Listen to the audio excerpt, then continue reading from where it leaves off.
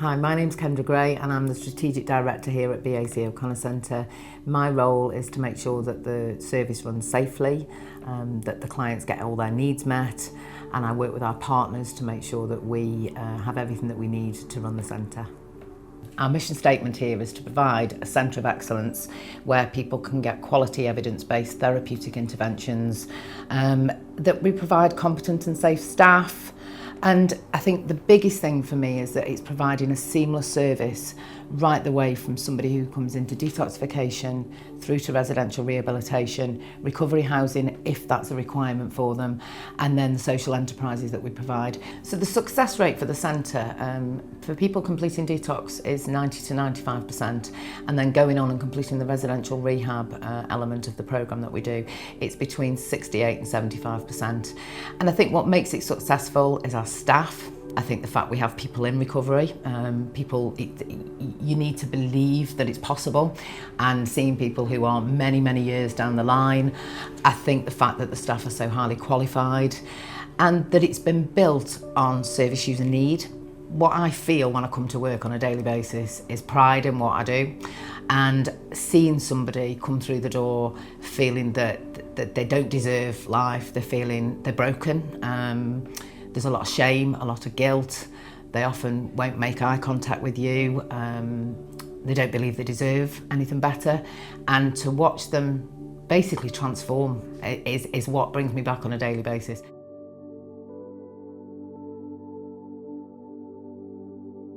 My name's Lisa Stevenson and I'm the Human Resources Manager at the Burton Addiction Centre. My responsibilities within the centre are recruitment, training and development, personal development, ensuring the safe systems in place for clients with regards to staff. Obviously, human resources legislation is always a big thing to try and comprehend. The staff all being together in one area enhances teamwork, and they can be supportive to one another and they can learn off one another. I think the outside view of the centre within the local community is they see a row of terraced houses. They wouldn't necessarily know what was going on behind those doors. There's a lot of publicity around with regards to the chief exec doing a lot of public relations things. We obviously have the tea rooms up the top of the street as well, so that sort of like enhances what we do here, because local people can use those tea rooms and know that where the clients have come from. This programme is successful for clients because our staff are trained to listen and to provide the support that the clients need, and their individual needs are met. I can't speak for other members of staff obviously, but for myself, I feel really proud to work here because we can see the difference in people's lives from when they come through the door to when they leave and perhaps go on to their own premises or to one of ours.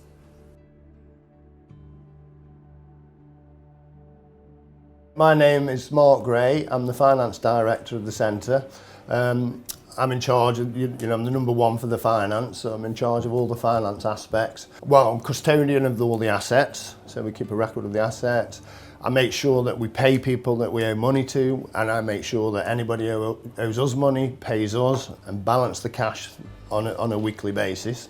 The rehab is the main business. That's the rehab element of it. The charity is more of the after the programme. So that's the charity bit, and that was formed because the majority of service users, the biggest fear was leaving here and not having anything constructive to go to, so it's developing that community. Every year we're looking to just make sure we make a bit of a surplus to try and to build up some reserves. We obviously need constant investment. There's a lot of buildings, a lot of infrastructure.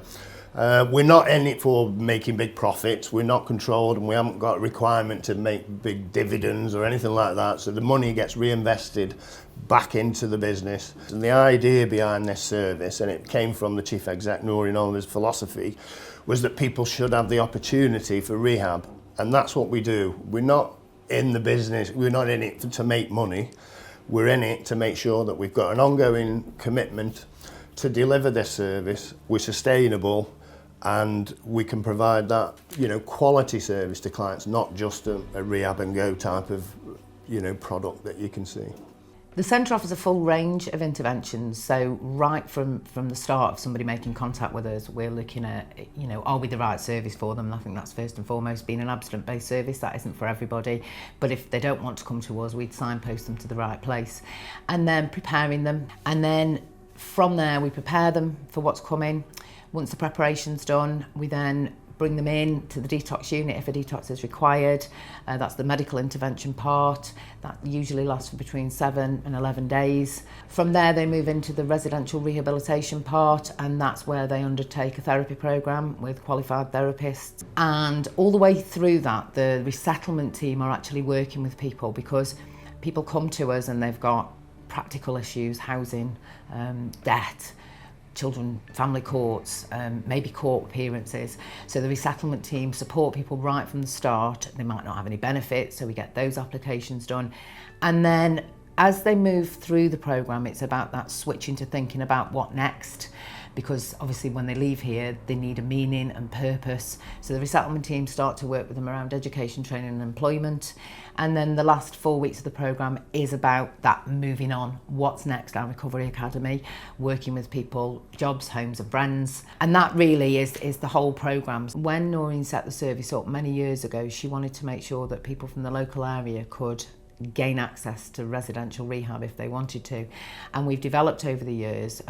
We have a block contract with Staffordshire County Council, but we also take referrals from further afield, so we work in a flexible way.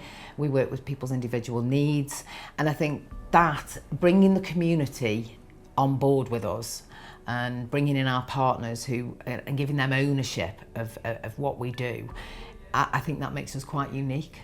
What you've got is different quality of service with centres. We're very much in the middle area, okay? So we're price comparative. We have to be, because even though we're providing a social service, it's still competitive. You still have to tender for bids. You still have to be, we have some self-funding clients, so we still have to have a price that's, in the market. You'll get some that are haven't got the same quality service, that they'll be cheaper, but you get what you pay for. You'll get others that cost several £1,000s a week, but they're like a 5-star hotel. You might be having equine therapy, you might be getting clay pigeon shooting. They don't really deal with your issues, it's just a bit of a retreat. So we have to be, competitive with the pricing structure. How it works, prior to the financial year, we'll do a budget. So it's all cost centres. So we'll have the detox, the house, the therapy team, the recovery academy, and we budget. So the majority of the cost for our service is staffing. So that's where you start with the numbers of staff, and then it's what training is needed, what resources are needed. And so people have smaller budgets that they can purchase things with. But the majority of requests come into finance, and I do most of the purchasing, so it's mainly, thank God for Amazon Prime, isn't it? And we look at the requests, and we just, cost and benefit, maybe, do we need it? How essential is it? And it goes in, and where are we with the budget? And we just monitor it that way. So the roles that we have at BAC are very varied. We've got a multidisciplinary team. We employ registered nurses, mental health or physical health. We have non-medical prescribers, an advanced nurse practitioner. Our therapists have to be qualified to a minimum of a diploma or a degree. We then have support workers in the residential unit. We've got support workers in the detox unit. We've got our resettlement support workers. So we've got varying roles, and there's approximately 70 staff that work across the rehabilitation, but beyond that we've obviously got other staff. 4 buildings on this site, and the detox unit's the building where I would say the most equipment is needed in terms of the medical equipment that we've got. So we've got a defib over there, obviously, that keeps people safe. We've got oxygen, lots of different medical equipment that they need. But then within this facility, obviously, you've seen we've got group rooms where the groups take place. So we need group chairs. We need to make sure when people have, again, technology, that's changed for us. It was never something that we did before. And basically, we've just done survey with our staff, and 89% strongly agreed that they have all the equipment that they need to do their job. So I think it's nice to see that people have got what they need, and yeah, if they need something new, we look at it and we'll provide it. So safeguarding is really important, and we've got policies and procedures that we abide by in terms of safeguarding, and that's with our local safeguarding partnerships. The key thing is that staff are trained. So all staff have to undergo mandatory safeguarding training. We've then got a designated safeguarding lead who's our registered manager, and a deputy safeguarding lead who's our clinical lead nurse. And their role, their pictures are everywhere. So if a client is concerned or a staff member's concerned about any behaviours or any safeguarding issues and any support that staff need, the go-to person is the designated safeguarding lead, and they're linked into different networks, and that's what keeps people safe while they're here with us. Staff are supported by their line management through supervisions and appraisals. We have a training plan that is mandatory in some areas, and then other members of staff would. They have individual learning programmes as well. It's very important that they're kept up to date with any legislation and any changes in practice that is required, because that helps them and it also supports the clients. With regards to training, we have mandatory training, so it's things like safeguarding, first aid, health and safety, the things that are going to keep people safe, basically, themselves and the clients. If they have any other additional training needs, it's generally brought up in supervision with their line manager, but if not, we have an open door policy and they can knock on and just say, I could do with this. We will look through any request as long as it's sort of like relative to the role that they do. With regards to mental health and other needs that perhaps the graduates need rather than somebody who hasn't been through the programme, everybody's sort of like treated on an equality of opportunity basis, if you like. Everybody has their own personal needs and issues, so it would be treated, I wouldn't say there's any difference between the graduates and the members of staff who haven't come through that programme. We have graduates who have come through the programme working for us. I think it's really important for their own journeys because they continue on their recovery. It gives them the work-based skills required, and it also provides the clients who are currently going through their recovery role models, so they can, and there's empathy there as well. And I think it's a good practice to have graduates coming through and working for us. They are suitable. They have to go through the same recruitment process. It's not just because you've become a graduate you are going to be a member of staff, so it's done. We encourage staff to progress in their roles. We have various roles within the organisation. For instance, recovery support workers could move into therapy. They could identify what kind of role that they want to move into, and we would do everything we could to support them to do that. Our funding comes from mainly local authorities. Now, because that got cut, and they're all, we have our main contractor is Staffs County Council through a company called Humankind who run the Staffordshire Treatment and Recovery Service, which is called STARS, and we're part of that. So we're subcontracted to provide the rehab and detox elements of that service. We then offer the same sort of service. So we have a number of beds. They take a number of beds in a block booking. Then we have, obviously, we're a fixed business. So if we reduce funding, we can't just say, oh, we'll just only have 12 beds, because you still have to have the same number of staff. We've still got all the same buildings. So what we have to do is make sure that we've got a demand for the resource that we've got.